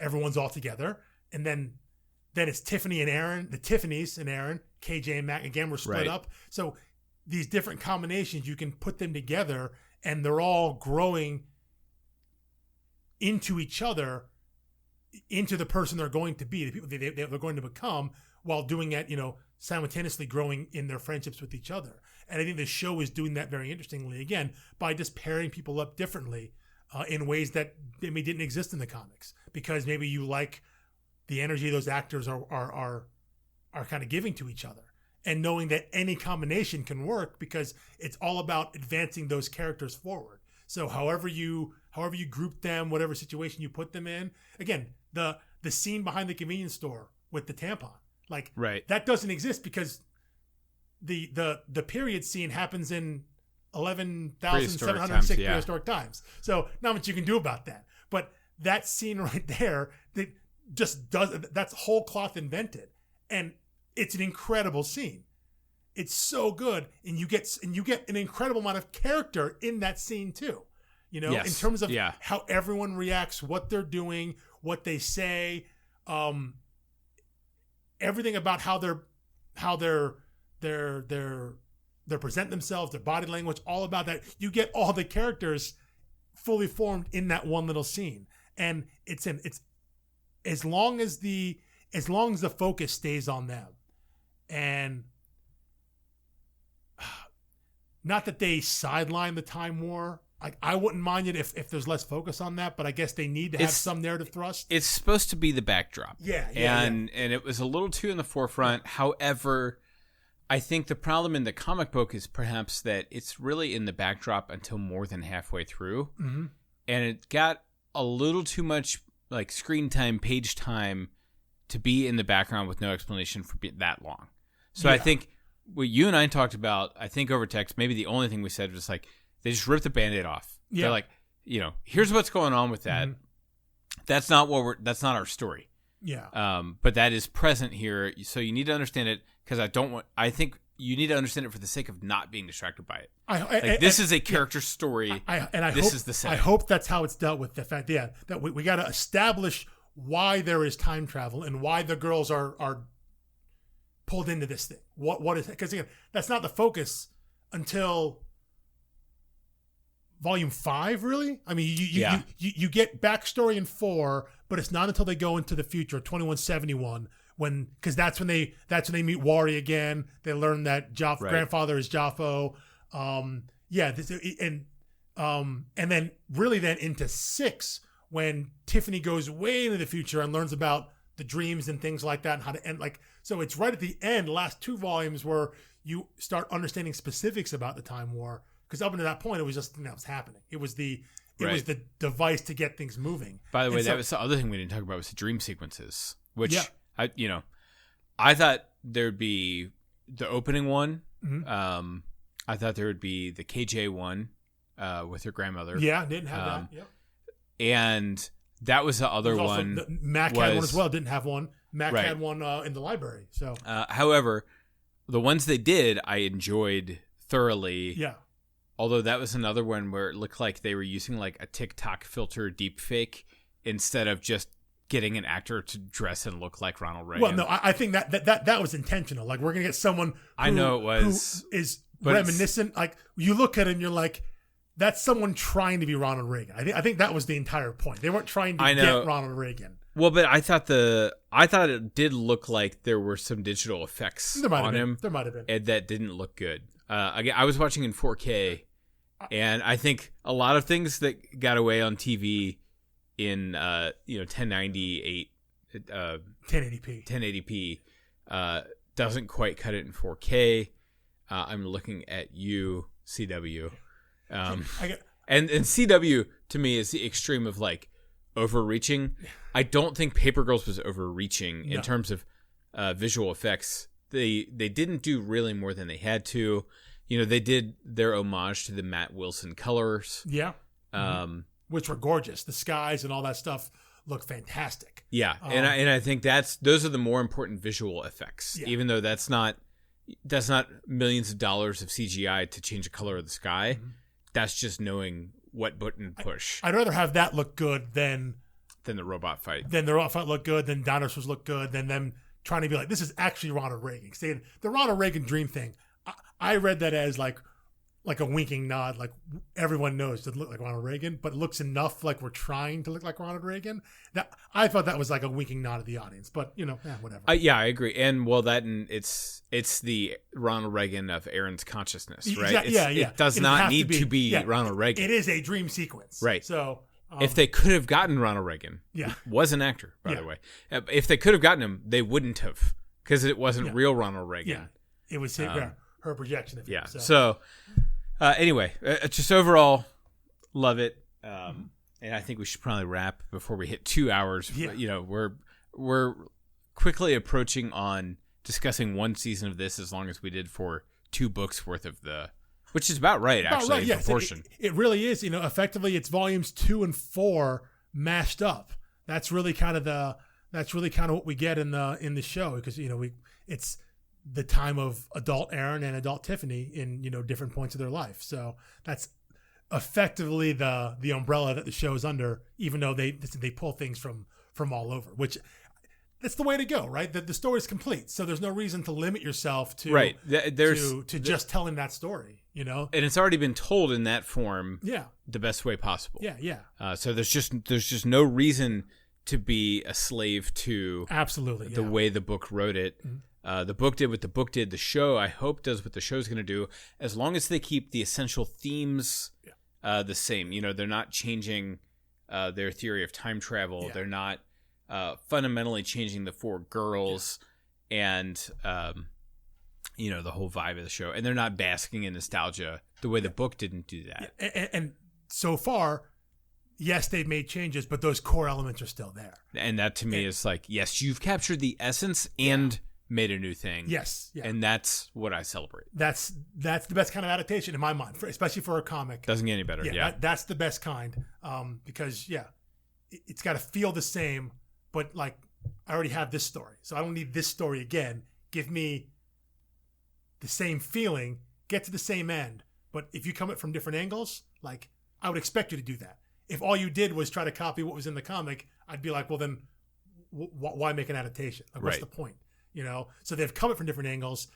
They're have different perspectives on things, which gives, again, I think it when you get more people in the room, more people thinking about things, you get smarter ways to address things that, you got the comics made by 4 people, Right. There's the writer, the artist, the colorist, and the letterer. That's it. All the decisions are made by those guys. And then probably their editor as well.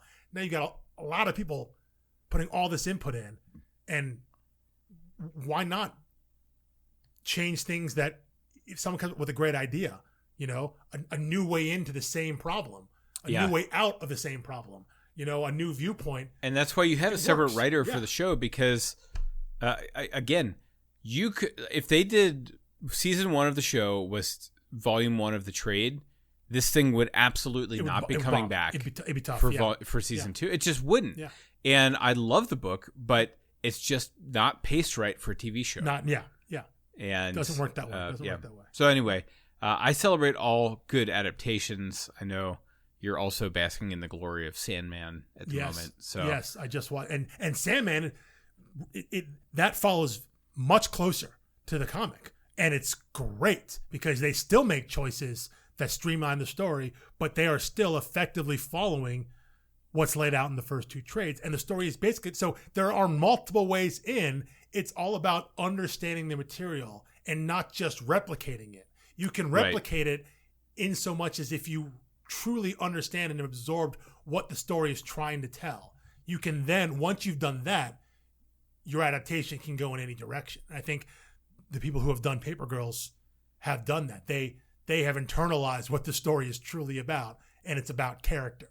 And which is why the things that they've really changed have been about allowing the characters to have more room, to give them more space to grow and really be fleshed out. And I think that bodes well in my mind for future seasons, that as long as they keep that thing intact, they can send the girls to any time. I mean, in any different situation, and encounter things that were never even conceived about in the comic. They can do things and go on side adventures and all that stuff, as long as they hold true that no matter where they do, no matter what time they're in, what they come across, who they come across, different versions of themselves. Right. Which, again, both would assume at some point a clone version from the future, whether it's clone Erin or someone else. And we may have a Back to the Future meet your parents when they were your age. As I say, different members of their own family. They could do all this stuff there as long as they hold and keep the focus on what that effect has on those girls. Yeah. You know, because, you know, they can meet their great-grandparents, meet their grandparents, meet their ancestors, meet clone versions from the future, whatever it is. As long as the focus stays on those girls and how it influences and affects them, I think the show can really do no wrong. I think they have the latitude to explore those things and always come back to the center, which is our 4 main paper girls. Yep. And with that, we will sign off in just under 2 hours. All right. But we would love to keep the conversation going. If you've not yet listened to our book by book coverage of Paper Girls, then by all means dive in. You get it from the library, get it from your local comic shop. Buy it from Amazon if you have to. I typically discourage buying trades from Amazon, but since they bought the show and made a good show, go ahead and buy a Paper Girls copy from Amazon. We could probably do that. Maybe Comixology. They did, they did take out the line about Amazon. I know they did, but they put an Alexa in. Well, and they also had Matt Ryder bike by a physical Amazon bookstore, which instead of Walden Books, that's a little bit of a Amazon having physical bookstores that's a whole other thing there. But they paid the rights for the show. I guess they can do that. Yeah, they can get a little self-reference, because they need the money, obviously. Definitely, yeah. They just spent $1 billion on Lord of the Rings. Yeah, they're really hurting. Oh, yeah. Yeah, Bezos is really digging for change in the couch cushions there. It's hard to find. Space is expensive. Indeed. So anyway, all right. Well, thanks for listening. Join us for our past book, Paper Girls. That's an evergreen show, we hope, and you can go back and listen to that anytime. As we prepare to release Grass Kings. Starting next week, yes. Followed by The Underwater Welder by Jeff Lemire, and then followed by Kill or Be Killed. And in Grass Kings, we have an exclusive interview with colorist Hillary Jenkins coming at the end of that series. No shade at the two of us, but that is the most exciting episode of our podcast so far, in my opinion. Without question. And just you get to hear a little bit about the process for a colorist, which is something I've always been fascinated with, where they are in the creative process and how that works. And I won't even attempt to replicate her because she just lives it and knows it, and let you hear from her directly. So that's all coming up in the future. Like and subscribe. Rate us if you want to give us 5 stars on any platform. Spotify is where more than 50% of our listeners come from. So I think you can now rate shows on Spotify. If not, download iTunes, rate us there, and then Spotify. That'd be awesome. Anyway, thank you for listening. Have a great day. Peace.